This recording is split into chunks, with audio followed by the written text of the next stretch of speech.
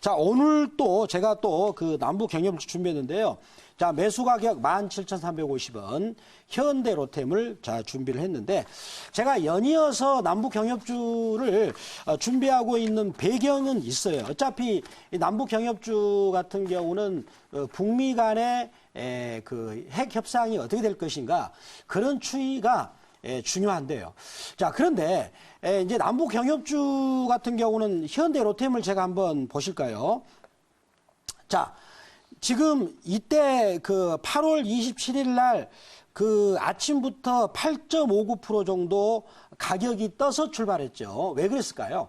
그때 트럼프 대통령이 G7 그 정상회담을 가가지고 갑자기 느닷없이 북한 철도가 잠재력이 크다라는 발언을 해서 그 다음날 반영이 되니까 주가가 이렇게 높이 터서 출발했어요.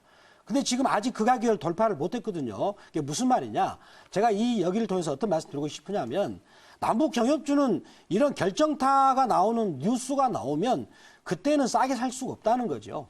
자, 지금 현재 그 최선희 씨가 지금 미국에 대해서 거친 언사를 함에도 불구하고 주가가 오늘 또 오르고 있죠. 자, 그렇다는 것은 앞으로 북미 간의 협상이 지금 이렇게 드러나지는 않고 있지만 뭔가 해결책을 보이고 있지 않겠는가라고 생각을 합니다. 그래서 오늘 제가 칠판을 보시면서 그 부분을 또 말씀드리겠습니다. 어제 못다한 얘기가 좀 있었죠.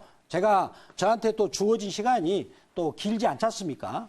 그래서 그 부분을 또 연장선상에서 말씀 이제 드리겠는데, 자, 저는 지금 현재 미국과 그리고 북한과 그리고 한국, 여기가 지금 그 협상을 하고 있지 않습니까?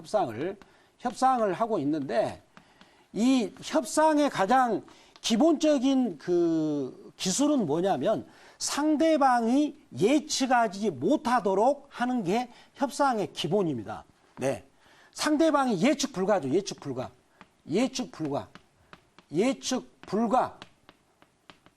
예측을 할 수 없도록 말싸움을 하는 거죠. 그러니까 북한에서 지금 거칠게 나오고 또 미국도 폼페이오 국무장관이 북한을 바짝 야근을 올리잖아요. 많은 거 보면 막 제재를 풀겠다 해가 갑자기 제재를 하겠다. 그리고 미 국무부도 이렇게 일부 품목을 또 제재를 또 한다 그러고, 그런데 트럼프 대통령은 뭐 김정은 위원장하고 서로 사랑한다라는 발언까지 하고 있거든요.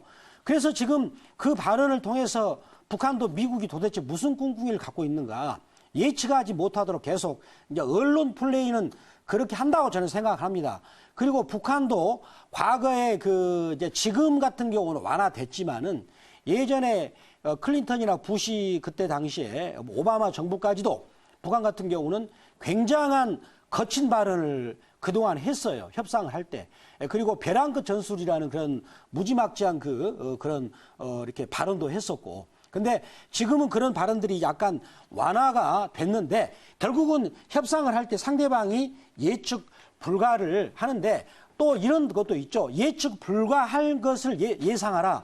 그런 것도 있는데, 저는 그래서 이 예측 불가할 거에서 제가 예상을 한 가지 어떤 예상을 해보냐면, 어제 문재인 대통령이 이제 그 발언을 했었지 않습니까? 지난주 발언을 했는데, 11월 25일, 11월 26일 부산 아세안 특별 정상회담 때 김정은 위원장을 초대를 했어요. 초대를 했다. 대통령의 발언이라는 것은 통치행위입니다. 통치행위. 자, 통치행위인데, 통치행위라는 것이죠. 그냥 우리가 보통 일반인이 발언한 거 틀리는 거예요. 신중하게 발언을 했는데, 아마도 거기 봐서는 제가 보기에는 뭔가 보이지 않겠는가. 그런데 여기서 제가 오늘 요 부분을 좀 디테일하게 들어갈게요. 미국 외교사를 제가 한번 돌아보겠습니다. 자, 미국 외교사를 1980년부터 쭉 보지 않습니까? 1980년부터 이렇게 보잖아요. 그러면은 대선 1년 대, 그러니까 주로 홀수이거든요. 짝수에 미국 대선을 하니까. 그런데 가장 늦게 됐던 것이 1987년 12월이었어요. 88년에 대선이었는데, 나머지는 12월이 안 가고 보통 7월 안에 끝났어요. 7월 안에. 그렇죠. 그러면 이번 같은 경우는 2020년이 대선이다면 제가 보기에는 늦어도 12월 달 안에는 북미 정상회담이 열릴 가능성이 크다. 왜 그러냐? 미국 같은 경우는 그것 결과를 가지고 2020년부터 대선에 자기 자랑을 하거든요. 따라서 저는 그런 희망을 가지고 그렇다면 남북 경협주는 지금 저점 사야 된다라고 말씀을 드리면서 전문가님들의 또 질문을 받겠습니다. 네, 제가 질문 한번 해볼게요. 네, 말씀해 주시죠. 저도 이제 경협주가 지금 차트상 보면 이제 뭐 많이 바닥권에 있기 때문에 네. 지금 사야 될다라고 좀 보고 있는데 네, 그러니까 중요한 건 이제 언제 올라가냐가 중요할 것 같은데 그렇죠. 최근의 흐름을 보면은 사실 미국과 북한이 약간 좀 비하 발언을 하면서도 네, 그래도 이제 어떤 그 수면 아래에서 대화를 하고 있잖아요. 그렇죠.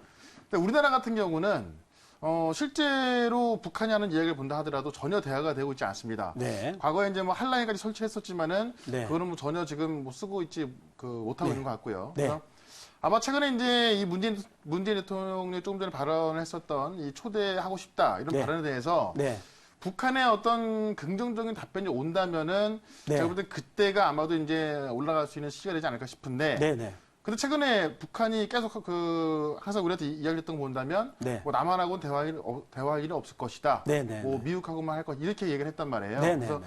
만약이라도 네. 어쨌든 이 문재인 대통령 어떤 그 초대를 했었던 그런 발언에 의해서 네, 네. 또한 부정적인 의견이 나온다면 네. 그때는 대응을 좀 어떻게 해야 되는가 그게 좀 궁금한데요. 만약에 북한에서 부정적인 의견이 나온다면 네. 저는 오히려 매수 찬스라고 생각됩니다. 매도 안 하고요. 매도 안 하고요. 왜 그러냐? 우리 판문점 때, 우리 탐문점 그때 6월 달에 그 이제 북한, 미국, 우리 이제 세명 정상이 만나서 그때 김정은 위원장이 문재인 대통령이 그랬잖아요. 네. 고마웠다고. 근데 그 전 만나기 전에 북한은 우리한테 미사일 쏘고 굉장히 심한 발언을 했었거든요. 네. 그리고 그리고 나서 그 전에도 이제 서훈 국정원장하고 북한 통조부장이 만났대요, 비밀리에. 그래서 결국은 지금 이 북한 비핵화 이 문제는 어찌 보면 굉장히 극비를 치닫고 있는 협상이거든요. 그 협상 때 그 예측 불가하는 것이 협상의 가장 기본적인 전략이라고 놓고 본다면 제가 보기에는 그런 일이 벌어질지라도 저는 매수다라고 말씀드리면서 제가 잠깐 짧게 하나만 물어볼까요? 네, 아니, 시간이 궁금해할 것 없는 같아요. 관계상 우리 짧게 시청자분들이. 예.